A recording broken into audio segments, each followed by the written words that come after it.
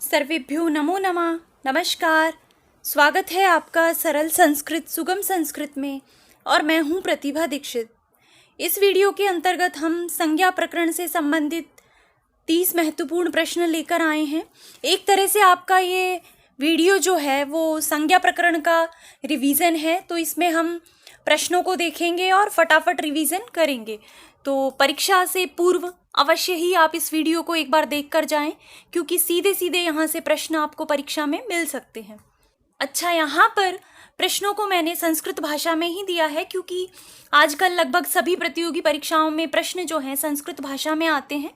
तो कई बार ऐसा होता है कि आपको प्रश्न तो आ रहा है किंतु आप भाषा को समझ नहीं पाते, इसलिए आपको प्रश्न को हल करने में परेशानी होती है। तो ये आपकी सुविधा के लिए ही है, जिससे आप जो सरल संस्कृत है उसको समझ पाएँ। अगर किसी शब्द में कोई कन्फ्यूज़न है तो यहीं पर आपका रिवीजन करते हुए जो कन्फ्यूज़न है वो क्लियर हो पाए, कोई डाउट ना रहे। तो इसलिए संस्कृत में ही यहाँ पर प्रश्नों को रखा गया है।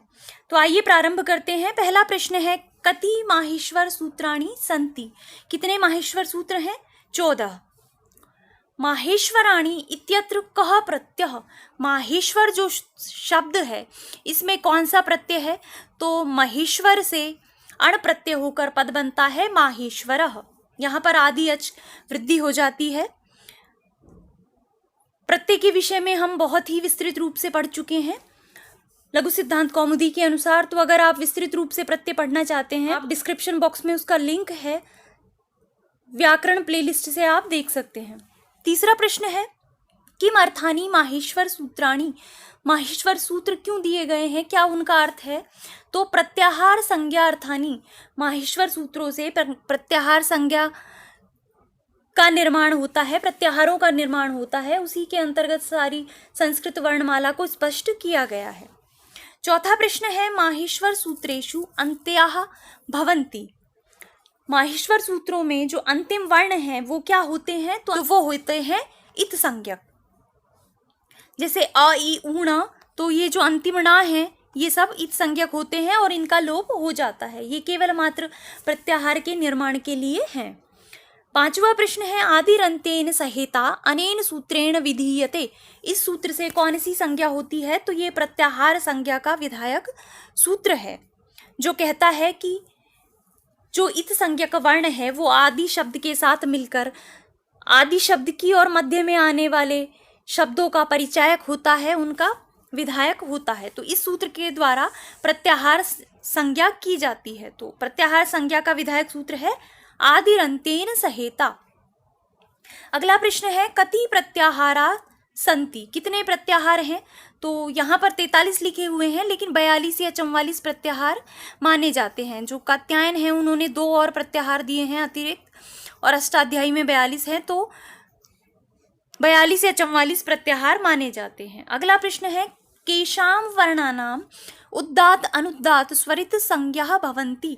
कौन से वर्णों की उद्दात अनुदात और स्वरित संज्ञा होती है? तो इसके विषय में हम पहले भी पढ़ चुके हैं। जो स्वर हैं, अच हैं, उनकी उद्दात अनुदात और स्वरित संज्ञा होती है। अगला प्रश्न है, अ ई उ री वर्णानाम प्रत्येकस्य भेदा भवन्ति? प्रत्येक वर्ण के कितने भेद हैं? तो इनमें से प्रत्येक वर्ण के 18 भेद होते हैं। इनके विषय में वस्तुतः इनका क्या, हम पूरे संज्ञा प्रकरण को ही विस्तृत रूप से पढ़ चुके हैं। तो अगर आप डिटेल में पढ़ना चाहते हैं तो आप संस्कृत व्याकरण प्लेलिस्ट से उसे देख सकते हैं, डिस्क्रिप्शन बॉक्स में उसका लिंक है। और अगर आप रिवीजन कर रहे हैं तो आपको पता होगा कि किस प्रकार से अ ई उ री 18 प्रकार के होते हैं। ए आई ओ औ वर्णानाम प्रत्येकस्य भेदा भवन्ति? इनके कितने भेद होते हैं? तो इनके प्रत्येक के 12 भेद होते हैं, क्योंकि ये दीर्घ और प्लित ही होते हैं, ऋश्व नहीं होते। 10वां प्रश्न है, तुल्यास्य प्रयत्नं सवर्णम अनेन सूत्रेण विधीयते? इस सूत्र से किसका विधान किया जाता है? तो ये सूत्र है सवर्ण संज्ञा का विधायक सूत्र। जिन वर्णों के आश्य और प्रयत्न, उच्चारण स्थान और प्रयत्न जो हैं वो तुल्य होते हैं, बराबर होते हैं, समान होते हैं, वो सवर्ण संज्ञक होते हैं। अगला प्रश्न है, अ क वर्गः हकार विसर्ग वर्णानाम उच्चारण स्थानम अस्ति? तो इनका उच्चारण स्थान होता है अकुह विसर्जनीय नाम कंठा, कंठ इनका उच्चारण स्थान होता है।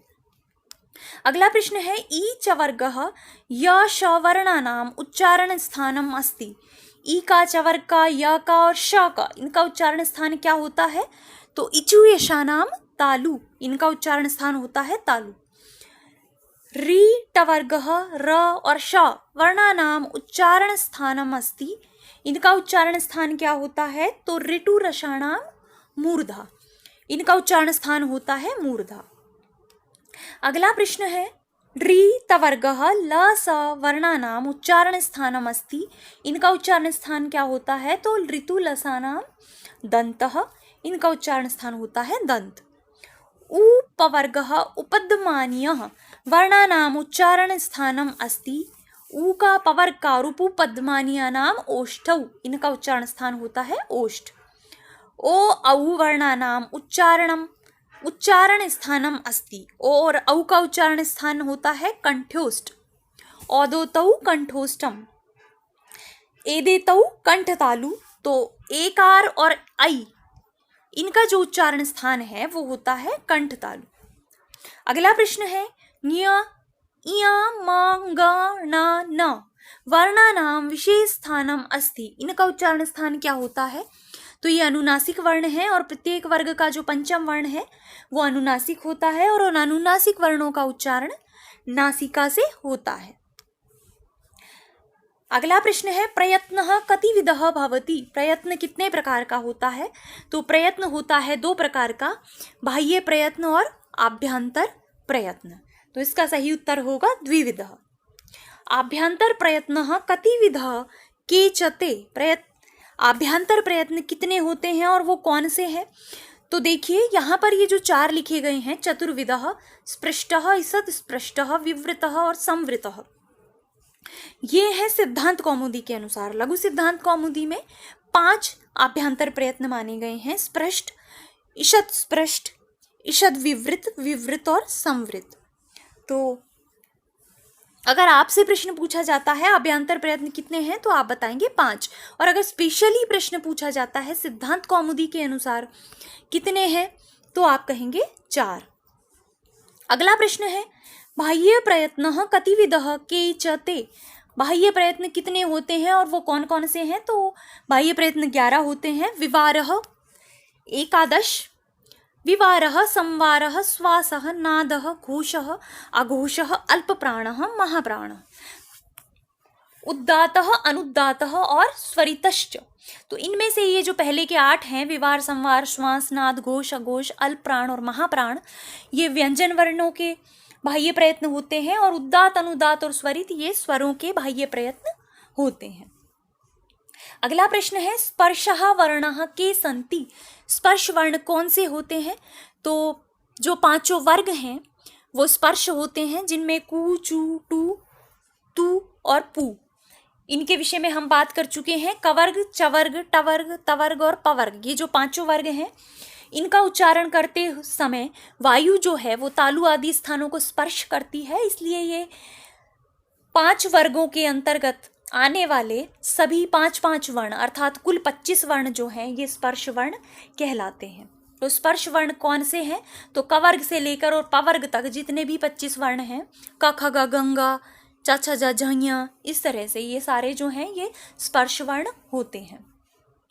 अगला प्रश्न है अंतःस्था वर्णः सन्ति। अंतःस्थ वर्ण कौन से होते हैं? तो य, व, र, ल। देखिए यहाँ पर ये क्रम सही नहीं लिखा गया है। अगर आप क्रम से ही इनको याद रखें तो आपके लिए ज़्यादा सुविधा होगी। संधियों में जो उच्चारण स्थान हैं और बहुत सारे स्थानों पर अगर आपको क्रम से ही याद होगा तो आपके लिए सुविधा होगी। तो जो माहेश्वर सूत्रों में इनका क्रम बताया गया है, 5वें माहेश्वर सूत्र के अंतर्गत इनका वर्णन है ह, य, व, र, ट। तो इनका सही क्रम है, और उसके बाद ल, ण, 5वां और 6ठा जो माहेश्वर सूत्र है उसके अंतर्गत इनको बताया गया है। तो इनका सही क्रम है य, व, र, ल। तो इसी क्रम से आप इनको याद रखिए। ये जो क्रम है ये हिंदी वर्णमाला के अंतर्गत है, लेकिन आपको संस्कृत के अनुसार याद रखना है, तो आप इनको इस तरह से याद रखिए य, व, र, ल।